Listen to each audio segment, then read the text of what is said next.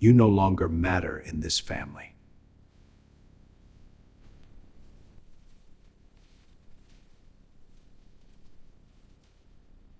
My father looked me dead in the eyes at my own mother's funeral, surrounded by every person who shared my blood, and said 7 words that rewired my entire life. In this family, you no longer matter. And he meant every single one. Hi, my beautiful family. Thank you for sticking around with me through our trying times. I really appreciate your love and support. We're finally back again to give you many more beautiful stories. If you're already hooked in for today's story and ready to enjoy it, click subscribe and let me know in the comments where you're watching from. Because tomorrow, I will be giving you another story just as interesting as this one. And you don't want to miss it. Now let us begin. I still remember exactly what I was wearing that day. A charcoal gray suit I'd bought specifically for my mother's funeral. The same mother who used to sneak food to my room when my father decided I didn't deserve dinner because I'd gotten a B- on a math test in 6th grade. The same mother who whispered "I love you" through my bedroom door after my father finished whatever lecture he'd decided I needed that night. She was the only warmth in a house that ran on criticism and silence. She was gone now. And somehow, even in her death, my father found a way to make it about his disappointment in me. The funeral had ended an hour earlier. We were back at the family house, the big colonial on Birchwood Drive that I'd grown up in and couldn't wait to leave. My older brother Daniel was holding court in the living room, accepting condolences like he was the only one who'd lost someone. My younger sister Patricia was in the kitchen organizing food that neighbors had brought. I was standing alone in the hallway, still holding my eulogy notes, because nobody had told me there was going to be a eulogy until 20 minutes before the service, and I'd written something in the car that I thought was honest and real, and that made 3 separate people cry. My father had not cried. He'd sat in the front row of the church with his jaw set and his eyes dry, the same way he sat through every school play I was ever in, every sports game, every graduation. Present in body, completely absent in every way that mattered. I was 36 years old. I had a 7-year-old daughter named Ava who was with my ex-wife that weekend. I had a decent job as a civil engineer, a small but paid-off house, and a life I'd built entirely on my own because my father had made it abundantly clear that his support came with conditions I could never quite meet. I was standing in that hallway when he came around the corner. Gerald, my father, 68 years old, still carrying himself like a man who expected rooms to rearrange themselves for his comfort. Silver hair, cold blue eyes that had never once looked at me the way fathers were supposed to look at sons. He was holding a glass of water and heading toward the stairs when he saw me. He stopped. I genuinely thought for one stupid, hopeful moment, that he was going to say something real. Something human. We'd just buried my mother. His wife of 41 years. Surely, grief would crack something open in him. "Dad," I said. Just that. Just his name, offered like a peace treaty. He looked at me for a long moment. Then he looked down at the eulogy notes still crumpled in my hand. Then back up at my face. "You know," he said, his voice completely level like he was discussing the weather. "Daniel handles things around here now. Patricia handles things. Your Aunt Carol is stepping up." He took a sip of water. "In this family, you no longer matter. You haven't for a long time. I think we all know that." Then he walked past me and up the stairs. I stood in that hallway for what felt like an hour but was probably 45 seconds. The sounds of the gathering continued around me. Muffled voices, someone's child laughing, the clink of dishes from the kitchen. Normal sounds. Life-continuing sounds. Sounds that had no idea that 7 words had just detonated something inside me. My hands were shaking. I noticed that first, the way the eulogy notes trembled between my fingers. Then I noticed I couldn't breathe properly, like the air in the hallway had thickened into something I had to push through just to fill my lungs. I was 36 years old, and my father had just told me I didn't matter. And the worst, most gut-wrenching part? Some part of me had spent 36 years waiting for exactly that sentence. Not hoping for it, dreading it. The way you dread a diagnosis you already know is coming. Every critical report card comment, every missed game, every "Daniel would have done it better" had been building to this moment. And now it was here, hanging in the hallway of my dead mother's house, permanent and irrevocable. I walked out the front door without saying goodbye to anyone. I sat in my car for 20 minutes, hands on the steering wheel, going nowhere. Then I picked up my phone and called Ava. "Daddy." Her voice, 7 years old and completely unsuspecting. "Are you done with Grandma's sad thing?" "Yeah, baby," I said, my voice cracking on the first syllable. "I'm done. Can I come pick you up early?" "Yes," she screamed, and I heard her running through her mother's house, already excited. "Mommy, Daddy's coming. Can I bring my art stuff?" "Bring whatever you want," I said. "Bring everything." I started the car. Have you ever been dismissed by someone who was supposed to love you unconditionally? Sometimes the deepest wounds don't come from strangers. They come from the people who were supposed to be your safe place. Tell me in the comments. Did you stay, or did you walk away? And somewhere between pulling out of that driveway and merging onto the highway, something shifted in me. Not dramatically. Not with music or lightning or a revelation. Just quietly, the way a door closes on a room you've been trying to leave for years. I was done. Not with anger. Not with bitterness. Just done. And I was going to pick up my daughter. I picked Ava up at 4:30 that afternoon. She came running out of her mother's front door with a backpack that was clearly too heavy for her small frame, a sketchbook tucked under one arm, and a juice box already half finished in her hand. 7 years old, dark brown pigtails flying behind her, wearing a yellow raincoat over her dress because she'd decided that morning that it looked scientific. She hit me at full speed, arms wrapping around my waist, face buried in my suit jacket. I held her there, one hand on the back of her head, eyes closed. I didn't cry. I'd made a decision in the car that I wasn't going to carry my father's words into this moment. Into her. "You smell like church," she announced into my jacket. I was at church. Did Grandma's spirit fly up? She pulled back to look at me, completely serious. Because Maya at school said when people die their spirit goes up like a balloon. "Yeah, baby." Something like that. She studied my face with that unnerving 7-year-old accuracy. "Are you sad?" "A little." "Okay." She took my hand. "I'll draw you something. Drawing makes everything better. That's a scientific fact." "Is it?" "I'm wearing a lab coat." She gestured to the yellow raincoat. "So yes." I laughed, a real laugh, sudden and unexpected, cracking through the concrete that had settled in my chest since the hallway.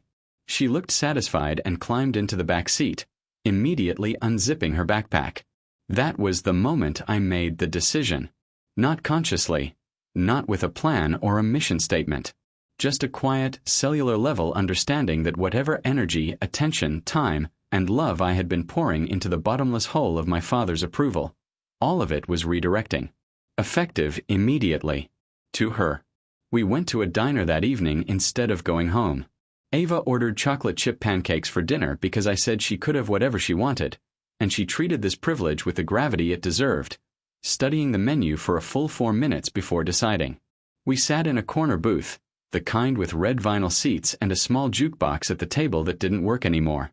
She colored in her sketchbook while we waited for food, narrating everything she drew. "This is our house," she said, showing me a crayon drawing. "And this is you, and this is me, and this is our dog." "We don't have a dog. Yet," she said firmly. "I'm drawing our future." Something about that hit me in the sternum. She was drawing our future. Without anyone's permission, without worrying about who approved or who was disappointed or who had decided she no longer mattered. Just drawing it, in purple and green crayon, absolute in her certainty that it would exist. I pulled out my phone and opened the Notes app. Right there, in that diner booth, while Ava drew our future and chocolate chip pancakes made their way toward us, I started a list. Things I'm redirecting, starting today. Every Saturday morning. Hers. Every school event. Front row. Every phone call I would have made to my father trying to earn something he was never going to give. Gone. Every mental energy spent replaying his criticism, redirected.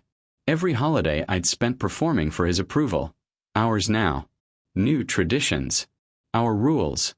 I looked up from my phone. Ava was watching me. "What are you writing?" she asked. "Plans," I said. "For us." She nodded like this was completely reasonable.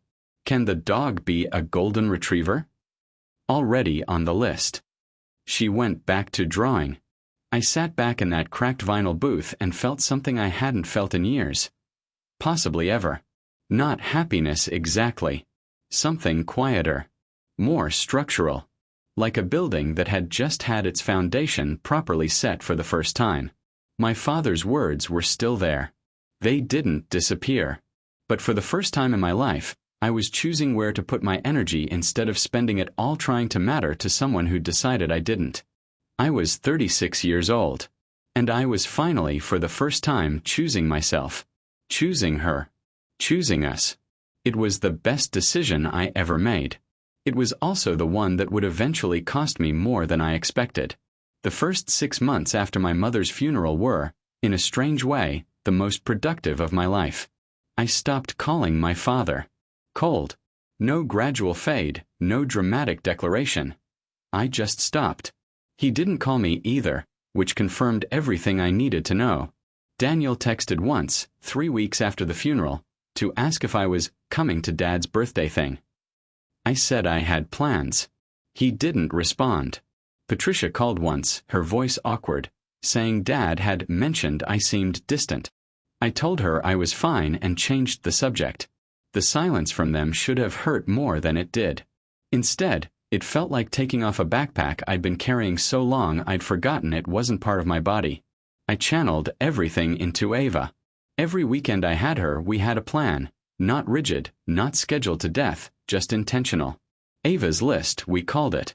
She kept an actual list in her sketchbook of things she wanted to do, and we worked through it methodically. The Natural History Museum. Done. 3 times, because she couldn't get enough of the dinosaurs. Homemade pizza night where she got to choose every topping. Done. The result was a pizza with pineapple, marshmallows, and extra cheese everywhere that was objectively terrible and that we both agreed was the greatest pizza ever made. Learning to ride a bike without training wheels. Done. Took 4 Saturday mornings, 1 minor crash that produced a small scar on her left knee that she immediately named the badge, and more patience than I knew I had. I coached her soccer team on Thursday evenings even though I knew nothing about soccer, learning the rules from YouTube videos at midnight so I wouldn't embarrass her in front of the other kids. I sat in the front row of her school's winter concert, holding a sign I'd made that said "Loudest Clapper for AVA," in glitter letters that shed all over my car for 3 weeks afterward. I was present. Completely, entirely present in a way I'd never been allowed to model growing up. But here's where it got complicated. My ex-wife, Nicole, noticed the change. She'd been cautiously cooperative since our divorce 2 years earlier, a civil arrangement built around Ava's stability. But as the months passed and she saw how differently I was showing up, she started making comments. "You're overcompensating," she said one Sunday evening at drop-off, watching me help Ava carry approximately 14 pounds of craft supplies inside. "I'm being a dad," I said. "You're being a dad who's trying to prove something." Her voice wasn't unkind, just observant. Nicole had always been observant. Whatever happened at that funeral, David, and I know something happened, you can't parent from a wound. I'm not parenting from a wound. "The glitter sign," she said. Ava loved the glitter sign. Ava loves everything you do because she's 7 and you're her dad. That's not the metric. I drove home that night with her words sitting heavy in the passenger seat. Was she right? Was I throwing myself into Ava to avoid dealing with my father? Was all this presence and intentionality just elaborate avoidance dressed up as good parenting? I didn't have an answer. So I did what I always did when I didn't have answers. I called my father. Not to reconcile. Not to yell at him. I called to listen to the voicemail he'd left me when I was 22, the one I'd saved for 14 years on every new phone through 3 different carriers because it was the closest thing to a compliment he'd ever given me. "David, it's Dad. I heard you got the engineering position. That's good. That's what I expected. That's what I expected. Not proud. Not happy. Just confirmation that I'd met the minimum. I listened to it once. Then I deleted it. Here's what I want to ask you. Is it possible to give your children everything your parents never gave you without losing yourself in the process? Because that question nearly broke me. Tell me in the comments what you think. Where's the line between healing and hiding? I sat in my quiet house that night and finally let myself feel what I'd been redirecting around. Grief. Not for my mother. I'd grieved her properly in my own way. But grief for the father I'd never had. For the 36 years of waiting. For the 14-year-old voicemail I'd finally deleted. I cried for about 20 minutes. Then I washed my face and went to bed. In the morning, I signed Ava up for an art class she'd been asking about. And I signed myself up for a therapist for the first time in my life. Both were overdue. Therapy cracked me open in ways I wasn't prepared for. My therapist's name was Dr. Okafor, a quiet, sharp man in his 50s who had the unsettling ability to let silence do his work for him. He'd ask one question and then just wait, watching me with patient, unhurried eyes while I talked myself into corners I hadn't known existed. Tell me about your relationship with your father, he said in our third session. We don't have one, I said. Not anymore. Not anymore or never. I opened my mouth, closed it, tried again. He was present. Physically. He came to things. He provided financially. He just what? He just wasn't there. I pressed my fingers to my eyes. He looked through me my whole life. Like I was furniture. Daniel was the one he talked to, the one he took to baseball games, the one he bragged about to his friends. I was just the other son. And how did you respond to that as a child? I tried harder, I said immediately. Better grades. Better behavior. I stopped causing any trouble at all because I thought if I was perfect enough, he'd notice. Did he? No. And as an adult? I kept trying. Calling every week. Showing up. Volunteering for family things nobody asked me to do. Hoping. I stopped. The word sat there between us, embarrassing in its nakedness. Hoping. Dr. Okafor prompted, his voice neutral. Hoping he'd eventually realize I was worth it. The session ended shortly after that. I sat in my car in the parking lot of his office building and stared at nothing for a long time. That was the fracture line. The moment I understood that everything I'd done, every achievement, every effort, every carefully maintained relationship with people who didn't value me, had been built on the hope of changing one man's mind about my worth. And that man had told me, clearly and finally, that his mind was already made up. My phone buzzed. A text from Daniel. Dad's having heart surgery next Thursday. Thought you should know. It's not emergency, but it's serious. Up to you if you come. I stared at the message for a long time. Up to you if you come. Not we want you there. Not Dad's asking for you. Just a courtesy notification, like I was a distant acquaintance being informed of a scheduling update. I typed and deleted 4 different responses. Finally settled on, thanks for telling me. I'll think about it. Daniel didn't respond. That night, Ava called me from Nicole's house during her bedtime routine. She did this sometimes, a 5-minute check-in call that was entirely her idea and that I lived for. Daddy, did you have a good day? Mostly, yeah. How about you? I finished my drawing of our future, she said. I added a swimming pool. We live in a house with a 30-foot backyard, Ava. It's a small pool, she said firmly. Anyway, I also added a little sister. I nearly choked. A little sister. Or brother. I'm flexible. Good night, Daddy. I love you. I love you too, baby. She hung up before I could say anything else, which was probably good because I needed a minute. I looked at Daniel's text again. My father's heart surgery. The man who told me I didn't matter was going to have his chest opened and his heart operated on, and his other son had texted me like an email newsletter. And I was sitting here grateful for a 5-minute call about a swimming pool and a hypothetical sibling. The contrast was so stark it almost made me laugh. Almost. I didn't go to the heart surgery. I know how that sounds. I've turned it over in my hands 100 times since, examined it from every angle. But I called Dr. Okafor the morning of, and he asked me one question. What would you be going for? Him or an image of who you wish he was? I didn't go. He came through fine. Daniel texted me afterward. Dad's out of surgery. Successful. No punctuation. 2 sentences. Done. I texted back. Glad he's okay. And that was that. 3 months later, my father called me. I was at my kitchen table on a Saturday morning, drinking coffee, waiting for Ava to arrive for our weekend. When his name appeared on my screen, Gerald, Dad, I stared at it through 4 rings before I answered. David. His voice sounded different. Thinner somehow. Like it had lost some of its architecture. Dad. Silence. Long enough that I almost thought the call had dropped. I've been thinking, he said finally, about what I said to you. At the house. After your mother's service. My coffee cup was halfway to my lips. I set it down very carefully. Okay.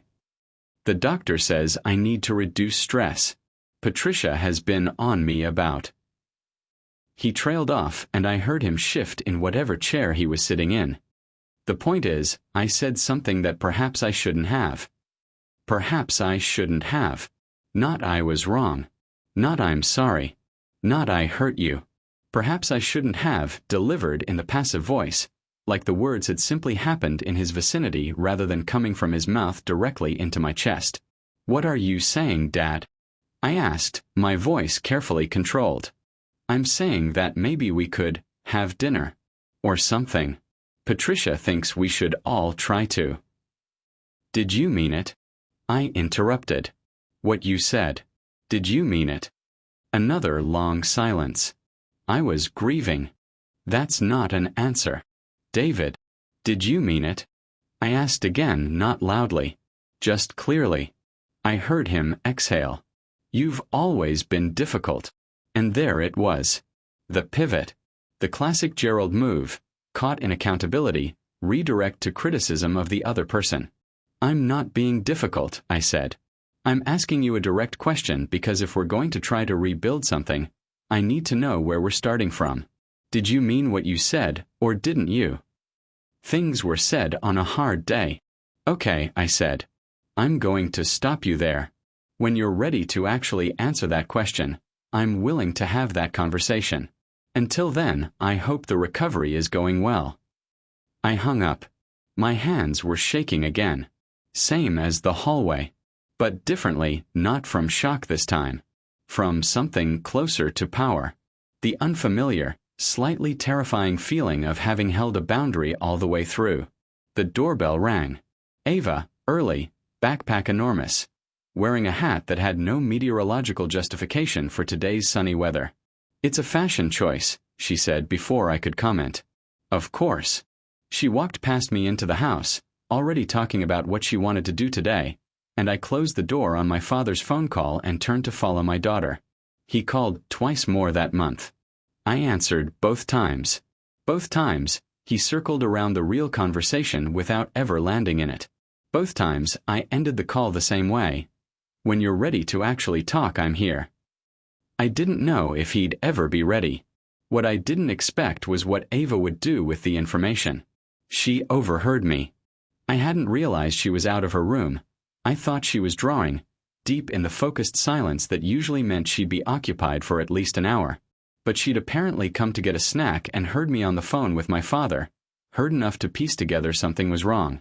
She didn't say anything that night. But the next morning, over cereal, she looked at me with those 2 serious eyes and said, Daddy, does Grandpa Gerald make you sad? I considered lying. The parental reflex to smooth everything over, to say, everything's fine, eat your cereal was strong. But I'd made a commitment to a different kind of fathering. And that included honesty, age-appropriately delivered. Sometimes, I said carefully, Grandpa Gerald and I have a complicated relationship.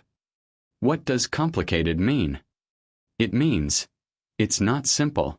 It means we have some things we need to work out. She chewed her cereal thoughtfully. Is it because you don't feel like you matter to him? I went very still. What made you say that? I heard you on the phone. She looked at her bowl. You said, I need to know where we're starting from. That's what you say to me when we have a disagreement and we need to fix it. She paused, but Grandpa doesn't say it back. So you must feel like you don't matter to him. 8 years old. I had to take a breath before I could speak. You're very perceptive, you know that? I know. She was completely matter-of-fact about it. Then, you matter to me. Like the most of anyone. For words that hit harder than my father's 7 ever could. You matter to me too, I managed. Most of anyone. She nodded, satisfied, and went back to her cereal. Then, we should get the dog soon. Having a dog makes everything better. That's also a scientific fact. I laughed, and the tightness in my chest loosened by several degrees. That afternoon, I called Dr. Okafor and told him about the conversation. He was quiet for a moment, then said, Your daughter just gave you the most important data point of this entire process. What do you mean? She saw a man working through something painful, watched how he handled it with dignity, and reflected unconditional love back at him. You're breaking the pattern, David. She just showed you proof. I thought about that for a long time after we hung up. Breaking the pattern. That's what all of this was underneath everything. The redirected energy, the front row seats, the glitter sign, the therapy, the boundaries with my father. It was me, consciously and deliberately, deciding that the pattern ended with me. That Ava would never stand in a hallway and hear 7 words that made her question her place in the world. That she would always, always know she mattered. I took her to meet the golden retriever puppy 2 weeks later. She named him Badge, after the scar on her knee. It was perfect. The call came on a Tuesday evening in October, 13 months after the funeral. Patricia, my sister. David, I need to tell you something, and I need you to hear all of it before you react. My stomach tightened. Okay. Dad's been in therapy. I hadn't expected that. What? Since the surgery. He's been seeing someone, a grief counselor actually, who Dr. Reeves recommended. He's been going every week. She paused. He talks about you. A lot, apparently. The therapist encouraged him to reach out, which is why he called you those times. He called me to work out his guilt because his therapist told him to? David. He didn't call because he wanted to make it right. He called because a professional told him to reduce stress and clear his conscience. My voice was rising despite myself. He called to feel better, Patricia. Not to make me feel better. You don't know that. He couldn't even apologize. I stood up, pacing my kitchen. 3 phone calls and not once, did he say I was wrong or I'm sorry. He said perhaps I shouldn't have. He called me difficult when I asked for accountability. That's not a man trying to repair a relationship. That's a man performing repair because his doctor told him his heart couldn't handle the guilt. He's old, David. He's scared. The surgery. I know he's scared. I'm not asking him to be perfect. I'm asking him to be honest. Just once. That's all I've ever asked. Patricia was quiet. Then, he cried, David. When he told me what he said to you at the house. He cried. The words hit me somewhere soft and unprotected. I hadn't expected that either. He cried, I repeated. He said it was the worst thing he'd ever done. He said he saw your face and he knew. She stopped. He said he knew the second the words were out that he couldn't take them back. The kitchen felt very small suddenly. Then why hasn't he said that to me? I asked, my voice stripped of its earlier heat. Just raw underneath. Just the 36-year-old kid who'd stood in a hallway. Because he's Gerald, Patricia said quietly. Because he doesn't know how. Because he's 70 years old and he was raised by a man who made him feel the same way he made you feel, and he never broke that pattern, and he knows it, and it's destroying him. I sat down heavily. That's not my responsibility to fix. No, it's not. I'm not asking you to fix it. I'm just... She exhaled. He asked me to tell you that he wants to see you. Not a phone call. In person. He wants to say something to your face. The silence stretched between us. I need to think about it, I finally said. I know. Take all the time you need. A pause. For what it's worth, David, I should have said this a long time ago. What he said to you was wrong. You always mattered. To Mom. To me. You always mattered. I couldn't speak for a moment. Thank you, Patty, I said, using her childhood nickname without thinking. After we hung up, I sat in my kitchen for a long time. Then Ava called for her nightly check-in. Daddy. Quick question. Yeah, baby. Is Badge allowed on the couch or not? Because I need a definitive ruling. Despite everything, despite the weight of the conversation I just had, the grief, the history, the impossible decisions sitting in front of me, I laughed. He's allowed on the couch. Badge, get up here. Distant sounds of enthusiastic dog movement. Good night, Ava. Night, Daddy. You sound weird. Did something happen? Something happened. But it's okay. I'll tell you about it someday. Okay. Badge says good night too. She hung up. I looked at my phone for a long time. Then I opened my texts with my father and started typing. I typed and deleted that message 11 times over 3 days. I'm not exaggerating. 11 drafts, each one reaching and retreating, finding its courage and then losing its nerve. Some were too angry. Some were too accommodating. Some were so carefully worded they sounded like legal documents. One was 3 paragraphs long and read like a therapy homework assignment. The final version was 4 sentences. Dad, Patricia told me what she told me. If you have something to say to me in person, I'm willing to hear it. But I need you to understand, I'm coming for myself, not for you. And whatever is said, whatever isn't said, I'm going to be okay either way. I read it so many times the words stopped making sense. Then I sent it before I could change my mind. He responded in 20 minutes, which shocked me. My father had never been a fast texter. He approached phones with the suspicion of a man who didn't entirely trust the technology. Sunday, 2 p.m. I'll make coffee. That was it. No preamble. No looking forward to it, or thank you for agreeing. Just a time, a beverage, and a period. Very Gerald. I talked to Dr. Okafor on Friday. He asked me what I was hoping for. I don't know, I said honestly. 6 months ago I would have said I wanted him to apologize and mean it. Now I don't know if an apology actually changes anything. What would change something? I thought about it for a long time. Understanding. I want to understand how a man looks at his son and says that. I want to know what's in him that produces those words. Because if I understand it, maybe I can. I stopped. Maybe you can what? Put it down, I said quietly. Maybe I can finally just put it down and stop carrying it. You're not going to get closure from him, David. Closure is something you give yourself. But understanding. That's possible. And it might be enough. I drove to my childhood home on Sunday afternoon. The Colonial on Birchwood Drive looked smaller than I remembered. Everything from childhood does. The oak tree in the front yard was still enormous. That hadn't shrunk.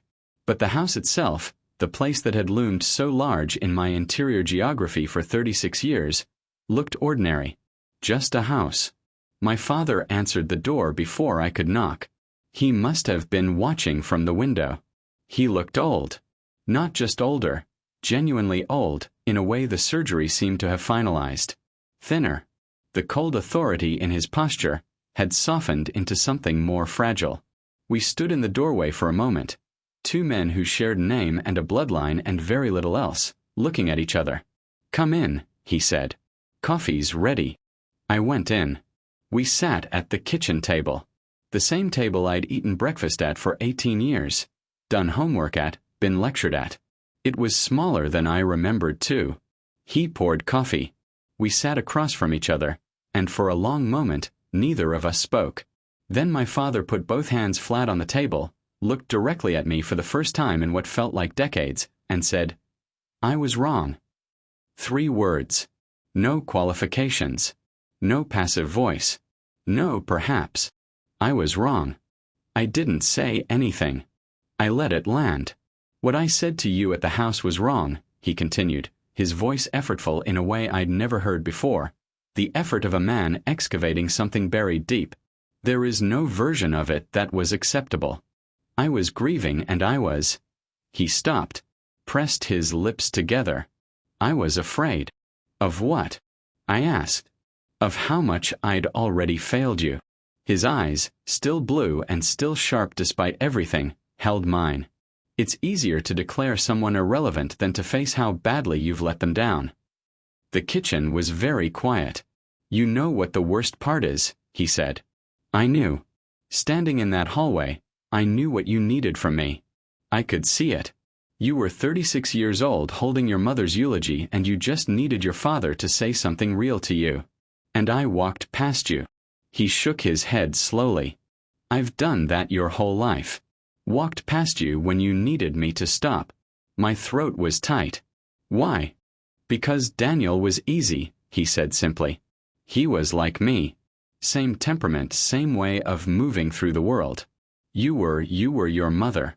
All the way through. The sensitivity, the creativity, the way you felt everything at full volume. I didn't know how to father that. So I fathered what I understood and left you to figure out the rest. I looked down at my coffee. I spent 36 years trying to get you to see me. I know. I saved a voicemail you left me for 14 years because it was the closest thing to a compliment you'd ever given me. I looked back up. I deleted it this year. Something crossed his face. Pain, clean and unobstructed. I'm sorry, David. For all of it. For every game I attended with my mind somewhere else. For every Daniel would have comment. For the hallway. His voice cracked on the last word, just barely. I'm sorry. It wasn't a magic spell. An apology at 70 doesn't undo 36 years. I knew that walking in. The wound doesn't close on cue just because the right words finally arrive. But here's what I didn't expect. It helped anyway. Not completely. Not instantly. But something, some tightly wound thing deep in my chest, loosened by a degree I could actually feel. I don't know what this looks like going forward, I said honestly. I don't know if we can build something. I'm not making any promises. I'm not asking for promises, he said. I just needed you to hear that. I heard it. We sat with that for a while. Then he said carefully, Patricia says you have a dog now. Badge. Golden Retriever. Completely ridiculous animal. The corner of his mouth moved. And Ava. She's... I stopped and despite everything I smiled. She's extraordinary. She named the dog. She draws our future in her sketchbook. She wears a yellow raincoat as a lab coat because she's decided that makes her a scientist. I shook my head. She's the best thing I've ever done. She sounds like her father, Gerald said quietly. At that age. I looked at him. Don't do that to her, I said. Not as a threat. As a statement of fact. Whatever this is between us, that ends with us. She doesn't carry any of this weight. She doesn't earn my approval through performance. She already has it. Unconditionally. Every day. I understand. Good. He nodded slowly. Would you bring her sometime? Not immediately. When you're ready. If you ever. Maybe, I said. Someday. We'll see. It wasn't a yes. But it wasn't a no. And for the first time in my life I was the one holding the terms. That felt important in a way I couldn't entirely articulate. I drove home with the windows down despite the October cold. Somewhere between Birchwood Drive and my house I started talking out loud to nobody. Just processing, just letting the words exist in the air. When I got home, Badge met me at the door with the specific chaos only golden retrievers can generate. I sat on the floor with him for a few minutes, letting him be ridiculous, feeling the knot in my chest continue its slow, incomplete, but real release. My phone buzzed. Ava. A photo. She'd drawn a new page in her sketchbook, our future, updated. The house still there. The small pool still there. The little sibling still pending. Badge, now featured prominently in the center of the image. Bright yellow crayon, enormous and slightly disproportionate. And in the corner of the drawing, she'd added something new. A new figure, small, silver-haired, sitting at the edge of the picture. Not central. Not prominent. Just there. She'd labeled it, maybe Grandpa Gerald. If he's ready. I stared at that drawing for a long time. Then I took a picture of it and did something I hadn't done in over a year. I texted it to my father. No message. Just the image. He responded 12 minutes later. 3 words. Thank you, David. I set my phone down and looked around my small house. The crayon drawings on the fridge. Badge asleep already. Twitching in a dream. The Notes app on my phone with a list that had grown considerably since a diner booth 13 months ago. My father had told me I didn't matter. So I'd taken every ounce of energy I'd spent trying to prove him wrong, and I'd aimed it somewhere worthy. Someone worthy.